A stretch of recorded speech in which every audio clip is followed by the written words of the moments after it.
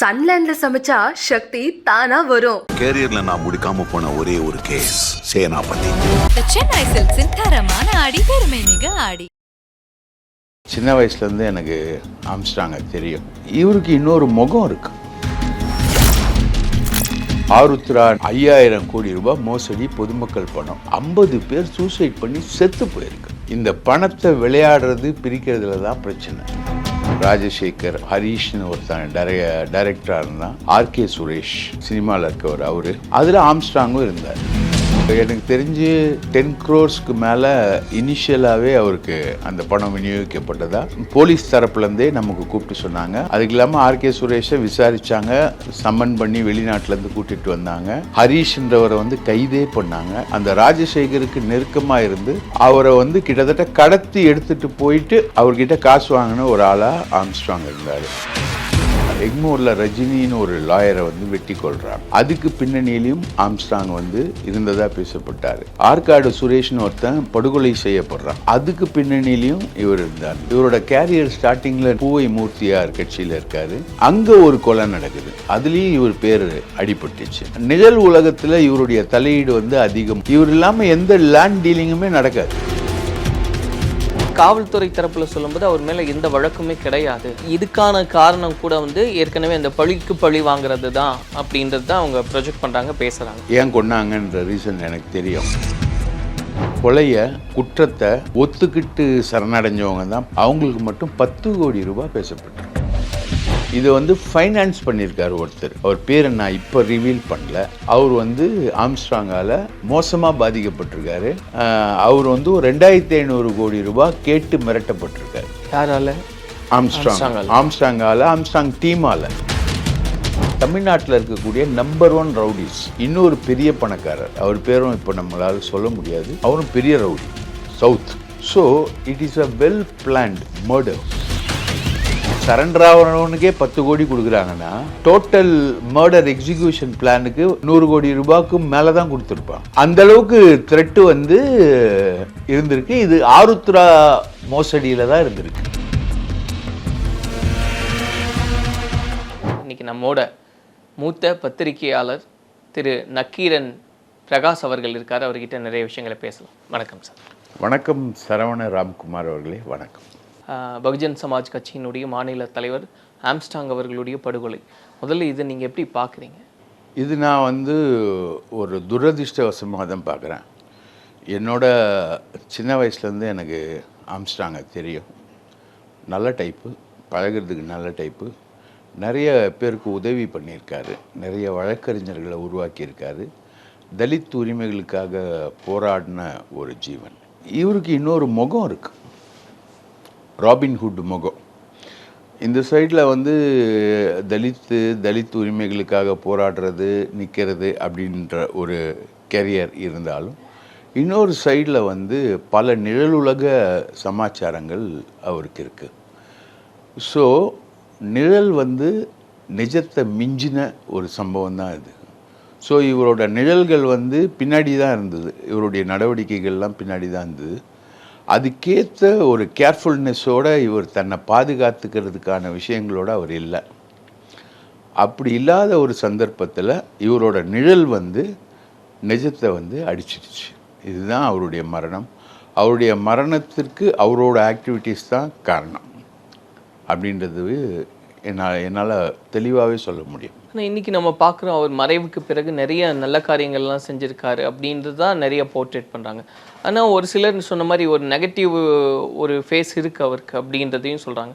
அது எந்த அளவுக்கு இருந்ததுன்னு பார்க்குறீங்க? நெகட்டிவ் ஃபேஸ் எந்த அளவுக்கு இருந்ததுன்னா, உதாரணத்துக்கு ஆருத்ரான்னு ஒரு மோசடி, 5000 கோடி ரூபாய் பொதுமக்கள் பணம் ஏமாற்றப்படுது. அந்த மோசடியை பின்பற்றி நிறைய பேர் காசு பறிக்கிறாங்க அவர்கிட்ட. அந்த ராஜசேகர் அப்படின்ற ஒருகிட்ட, அப்புறம் ஹரீஷ்னு ஒருத்தன் டைரக்டராக இருந்தான். ஆர்கே சுரேஷ் சினிமாவில் இருக்கவர் அவர். அப்புறம் இவங்ககிட்டேருந்து நிறைய பேர் காசு பறிக்கிறாங்க. அதில் ஆம்ஸ்ட்ராங்கும் இருந்தார். இதுதான் அவருடைய நிழலான விஷயங்களில் ஒன்று. எனக்கு தெரிஞ்சு ஒரு 10 crores மேலே இனிஷியலாகவே அவருக்கு அந்த பணம் விநியோகிக்கப்பட்டதா போலீஸ் தரப்புலேருந்தே நமக்கு கூப்பிட்டு சொன்னாங்க. அவரை விசாரிக்கவும் இருந்தாங்க போலீஸ். அவர் வழக்கறிஞர் அலெக்ஸ்னு ஒருத்தர், இந்த ஆற்காடு சுரேஷ்னு ஒரு கேரக்டர் இப்போ வருது இல்லைங்களா, அந்த கேரக்டர்ஸு. அதுக்கு இல்லாமல் ஆர்கே சுரேஷை விசாரித்தாங்க, சம்மன் பண்ணி வெளிநாட்டிலேருந்து கூட்டிகிட்டு வந்தாங்க. ஹரீஷ்ன்றவரை வந்து கைதே பண்ணாங்க சரிங்களா. அது இல்லாமல் ஹரீஷோட லிங்கில் கேசவ விநாயகம், அமர் பிரசாத் ரெட்டி, அண்ணாமலை எல்லாமே இருந்தாங்க. ஒரு 10-15 பேர் இதில் அடிப்பட்டது. ஸோ அதில் வந்து ஒரு முக்கியமான கிங்பின்னாக அந்த ராஜசேகருக்கு நெருக்கமாக இருந்து அவரை வந்து கிட்டத்தட்ட கடத்தி எடுத்துகிட்டு போயிட்டு அவர்கிட்ட காசு வாங்கின ஒரு ஆளாக ஆம்ஸ்ட்ராங் இருந்தார். அதே மாதிரி நீங்கள் பார்த்தீங்கன்னா எக்மோரில் ரஜினின்னு ஒரு லாயரை வந்து வெட்டி கொள்கிறாங்க. அதுக்கு பின்னணியிலையும் ஆம்ஸ்ட்ராங் வந்து இருந்ததாக பேசப்பட்டார். ஆற்காடு சுரேஷ்னு ஒருத்தன் படுகொலை செய்யப்படுறான், அதுக்கு பின்னணியிலையும் இவர் இருந்தார்னார். இவரோட கேரியர் ஸ்டார்டிங்கில் நாங்கள் பார்க்கும்போது இவர் வந்து பூவை மூர்த்தியார் கட்சியில் இருக்கார். பூவை மூர்த்தியார் கட்சியில் தான் இவர் டெவலப் ஆகிறாரு. அங்கே ஒரு கொலை நடக்குது, அதுலேயும் இவர் பேர் அடிபட்டுச்சு. அதுக்கப்புறம் ரங்கநாதன் ஒரு எம்எல்ஏ, புரசைவாக்கம் காங்கிரஸ் எம்எல்ஏ வந்தார். அப்போது இவரும் இவரோட நண்பர் ஒருத்தர் கௌரி சங்கர்னு பேர், இவங்க 2 பேரும் சேர்ந்து செஞ்ச அராஜகங்கள் வந்து புரசை ரங்கநாதன் பேருக்கே களங்கமாக அமைஞ்சது. அதுக்கப்புறம் பகுஜன் சமாஜ் கட்சிக்குள்ளே வராரு. நிறைய நிழலுலக தொடர்புகளுக்குள்ளே நிறைய விஷயங்கள் பண்ணுறாரு. வடசென்னையில் நடராஜா தியேட்டர்னு ஒரு தியேட்டரு காம்ப்ளெக்ஸ், அது விற்கிறதுல இவர் தலையிட்டு இவர் பேரில் பிரச்சனைகள் வந்தது. மாதிரி நிறைய ரியல் எஸ்டேட் விஷயங்கள் எல்லாத்துலேயுமே வந்து இவர் வந்து தலையிடுறாரு. ஸோ இந்த நிழல் வந்து ஆபத்தான ஒரு நிழல். அப்போது அந்த நிழலுக்கு ஒரு கொடூரமான கையும் இருக்குது. அந்த கொடூரமான கை வந்து உங்களை தீண்டாத அளவுக்கு நீங்கள் பார்த்துக்கணும். அந்த விஷயத்தில் இவர் கேர்லெஸ்ஸாக இருந்தார். தன்னை ப்ரொடெக்ட் பண்ணிக்கிறதுல கேர்லெஸ்ஸாகவே இருந்தார். கையில் ஒரு கன் வச்சுருந்தார். குறைந்தபட்சம் ஒரு கன்மேன் கூட கேட்கல இவர் ஸ்டேட் கவர்மெண்ட் கிட்ட. கன்மேன் எத்தனையோ பிஜேபி தலைவர்களுக்கு தராங்க, அந்த மாதிரி ஒரு கன்மேனை கூட இவர் கேட்கல. தனக்கு பாதுகாப்புக்கு ஒரு கன்மேன் தேவைன்னு கூட இவர் கேட்டுக்கல. அவ்வளோ செல்ஃப் கான்ஃபிடென்ஸ் மிக்க ஒரு ஆள். கராட்டே, பாக்ஸிங்கு, உடற்பயிற்சி, கட்டுப்பாடான வாழ்க்கை, இந்த விஷயங்களுக்குள்ளெல்லாம் வந்து ஒரு திறமை மிக்க ஒரு ஆளாகவே இருந்தார். அந்த செல்ஃப் கான்ஃபிடென்ஸில் அவர் கேட்காம விட்டார். தனியாக போகிறது, தனியாக ட்ராவல் பண்ணுறது, தனியாக நிற்கிறது அப்படின்ற மாதிரி ஒரு விஷயத்துக்குள்ளே போகும்போது இவர் நிழல் உலகத்தில் இவருடைய தலையீடு வந்து அதிகம் அப்படின்றது எந்த அளவுக்கு இருந்தது அப்படின்னு இப்போ விசாரிக்கும்போது, மறைவுக்கு அப்புறம் விசாரிக்கும்போது சொன்னோன்னா, இவர் இல்லாமல் எந்த லேண்ட் டீலிங்குமே நடக்காது. இப்போ இவரை புதைச்சாங்க ஒரு ஊர் செங்குன்றம் பக்கத்தில். அங்கே வந்து முழுக்க லேண்ட் டீலிங்ஸை ஃபுல்லாக இவர் தான் முடிச்சு கொடுத்துருக்காரு. ஒரு ஊரையே இவர் இல்லாமல் அங்கே எதுவுமே நடக்காது. அந்த அளவுக்கான ஹோல்டிங் அந்த ஊர்லேயே அவருக்கு இருக்குது. பல இடங்களில் திருவள்ளூர் மாவட்டத்தில், காஞ்சிபுரம் மாவட்டத்தில், சென்னையில் எல்லா இடத்துலையும் வந்து லேண்ட் விஷயங்களில் ஒரு நிறைய தலையிட்டு நிறைய விரோதிகளை அவர் உருவாக்கியிருக்கார். இப்போ நீங்கள் சொல்லும்போது சார், ஒரு நெகட்டிவ் ஃபேஸ்க்கான காரணங்கள் நிறைய சொன்னீங்க. இப்போ வந்து இத்தனை சம்பவங்களில் தொடர்புடையவராக இருக்காருன்னு பேசப்படுது அப்படின்றதெல்லாம். ஆனால் காவல்துறை தரப்பில் சொல்லும்போது அவர் மேலே எந்த வழக்குமே கிடையாது. இதுக்கான காரணம் கூட வந்து ஏற்கனவே அந்த பழிக்கு பழி வாங்குறது தான் அப்படின்றது தான் அவங்க ப்ரொஜெக்ட் பண்ணுறாங்க, பேசுகிறாங்க. இது மட்டும்தான் காரணமாக இருக்குன்னு பார்க்குறீங்களா? இல்லை, எனக்கு அதுக்கான ரீசன் தெரியும்.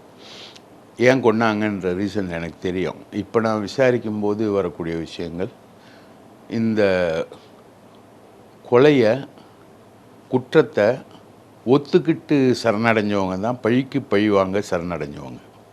அவங்களுக்கு மட்டும் 10 கோடி ரூபாய் பேசப்பட்டிருக்கு. யார்? ஆற்காடு சுரேஷ் தம்பி, இவங்க எல்லாருமே. இப்போது கொலையை சம்மதிச்சாங்க இல்லைங்களா, முன்னை பாலுன்னு ஒருத்தர், ஆற்காடு சுரேஷோட தம்பி. நான் அவருடைய பிறந்த நாளில் தான் வந்து, நினைவு நாளோ பிறந்த நாளோ அதில் தான் வந்து கொலை பண்ணோம். கொலை பண்ண கத்தி எடுத்துன்னு போய் நாங்கள் வந்து பூஜை பண்ணோம். ஆற்காடு சுரேஷ்ன்றது இது நீங்கள் கேட்ட மாதிரி ஒரு பழி வாங்கும் மோட்டிவ் அப்படின்ற அடிப்படையில் போகிறாங்க. இந்த ஆட்களும் வந்து அந்த சீன்லேயும் இருக்காங்க. அந்த ஜொமேட்டோ ட்ரெஸ் போட்ட ட்ரெஸ்ஸு, கத்தி, ரத்தக்கரை, அப்புறம் அந்த போன 3 பைக்கு எல்லாத்தையுமே வந்து போலீஸ் வந்து சீஸ் பண்ணியிருக்காங்க. இது மட்டும் ஆனால் சீன் கிடையாது. மொத்தம் ஒரு 15 பேர். நீங்கள் பார்த்தீங்கன்னா 6 பேர் தான் ஓடுவாங்க. துரதிர்ஷ்டவசமாக யாருமே வந்து அவங்க தெருவில் இருந்தவங்களே வந்து ஏய் வெட்டிட்டு போறியேன்னு கேள்வி கூட கேட்கல. ரைட்டுங்களா? அவர் பிறந்து வளர்ந்த ஊர் அது. அந்த ஊரில் வந்து அவரை வெட்டிட்டு போகும்போது யாரும் துரத்தவும் இல்லை, கேள்வி கேட்கவும் இல்லை, மடக்கவும் இல்லை. ஆனால் இவங்க வர்றாங்க. இந்த சீனில் இருந்திருக்காங்க இவங்க போய் செக்யூர் பண்ணுது. போலீஸ் தேடுது இவங்கள. நம்பர் பிளேட்டை வச்சு போலீஸு சிசிடிவி கேமரா வச்சு தேடுறாங்க. அந்த சிசிடிவி கேமரா மட்டும் இல்லை, வேறு சிசிடிவி கேமரா, வேறு எவிடன்சஸ்லாம் வச்சு பார்க்கும்பொழுது நிறைய பேர் இருந்தாங்க. இப்போ 6 பேர் அந்த சீனில் கேமராவில் மாட்டினதை தாண்டி மொத்தம் ஒரு 15 பேர் சரண்டர் ஆகியிருக்காங்க. இவங்களுக்கும் அந்த கொலைக்கும் மோட்டிவ் இருக்குது. ஆனால் இந்த கொலையை வந்து அந்த சீனுக்கு போய் அந்த கொலையை ஏற்றுக்கிட்ட இவங்களுக்கு வந்து 10 கோடி ரூபாய் கொடுத்துருக்காங்க. இவங்க வந்து கொலையை ஏற்றுக்கிட்டவங்க. அந்த டீமுக்கு 10 கோடி ரூபாய் கொடுக்கப்பட்டிருக்கு. இது இல்லாமல் நிறைய பேர் இருக்காங்க. இது எப்படி இந்த கொலை நடந்திருக்குன்னா, இதை வந்து ஃபைனான்ஸ் பண்ணியிருக்காரு ஒருத்தர், ஒரு மிகப்பெரிய ஆள். அவர் பேரை நான் இப்போ ரிவீல் பண்ணல, இந்த இன்டர்வியூவில் ரிவீல் பண்ணல. அவர் வந்து ஆம்ஸ்ட்ராங்கால் மோசமாக பாதிக்கப்பட்டிருக்காரு. அவர் வந்து ஒரு 2500 கோடி ரூபாய் கேட்டு மிரட்டப்பட்டிருக்காரு. யாரால? ஆம்ஸ்ட்ராங்கால், ஆம்ஸ்ட்ராங் டீமால் 2500 கோடி ரூபாய் கேட்டு மிரட்டப்பட்டிருக்காரு. அதான் தகவல். அவர் வந்து தமிழ்நாட்டில் இருக்கக்கூடிய நம்பர் 1 ரவுடிஸ், உதாரணமாக திண்டுக்கல் மோகன்ராம், இவர் வந்து ஒரு மிகப்பெரிய ரவுடி. அதாவது இதுவரைக்கும் மாட்டினதே கிடையாது, தலைமறைவு தான். அவரோட நம்பர் 1 சிஷ்யன் தான் சீர்காழி சத்யான்னு செங்கல்பட்டில் துப்பாக்கியோட சமீபத்தில் மாட்டுறார். அவரோட நம்பர் 1. அவர்கிட்ட கைப்பற்றப்பட்ட துப்பாக்கியே ஃபாரின் மேடு கன்னு தான் அவர்கிட்டேருந்து கைப்பற்றுறாங்க. இந்த திண்டுக்கல் மோகன்ராம் அப்படின்றவர் வந்து சம்பவம் முழுக்க பண்ணுறவர். இவர் இன்னொரு பெரிய பணக்காரர், அவர் பேரும் இப்போ நம்மளால் சொல்ல முடியாது. அவரும் பெரிய ரவுடி, சவுத், இதெல்லாமே தூத்துக்குடி.